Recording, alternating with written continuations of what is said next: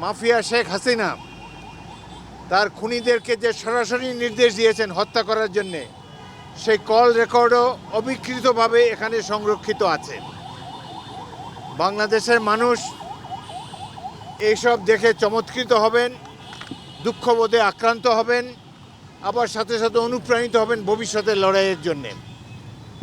এই জাদুঘর প্রমাণ করবে যে বাংলাদেশের মানুষ কোনো স্বৈরাচারকে সহ্য করে না এবং বাংলাদেশের মানুষ গণতন্ত্রের জন্য হাসি মুখে জীবন দিতে পারে।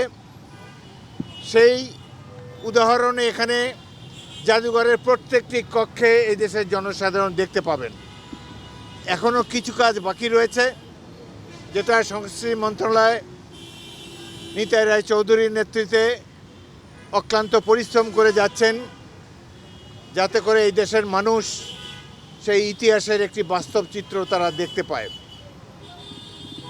এই জাদুঘরে যে প্রবেশ করবে তিনি অন্য ধরনের একজন অনুপ্রাণিত মানুষ হিসেবে বের হয়ে আসবেন। কিভাবে ছোট ছোট শিশুদেরকে হেলিকপ্টার থেকে গুলি করে হত্যা করা হয়েছে, কিভাবে স্কুলের ছাত্ররা দুহাত প্রসারিত করে আবু সাঈদের মতো, মুগ্ধর মতো, ওয়াসিমের মতো হাসতে হাসতে জীবন দিয়েছে, এই দৃশ্য দেখে সবাই আমরা অভিভূত হয়েছি। দেশবাসীও এটি দেখে অত্যন্ত অনুপ্রাণিত হবেন বলে আমার বিশ্বাস। এই জাদুঘরটি হবে বাংলাদেশের মানুষের জন্যে, অনাগত ভবিষ্যতের জন্য এক বিশাল সম্পদ। এই দেশে যে শেখ হাসিনা নামে একজন মাফিয়া নেত্রী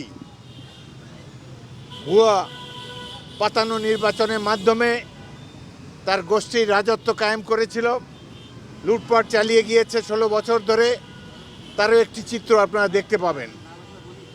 কিভাবে আপনারা দেখে অবাক হবেন, যাদেরকে তিনি হত্যা করেছেন সেই সব শহীদদের পিতামাতাকে তিনি সান্ত্বনা দিচ্ছেন যে তিনি খুঁজে বের করে তাদেরকে পরিবারের কাছে ফিরিয়ে দেবেন সেই শহীদকে, অথচ তিনি ভালোভাবে জানেন যে তাদেরকে 2-4 দিন আগেই হত্যা করা হয়েছে।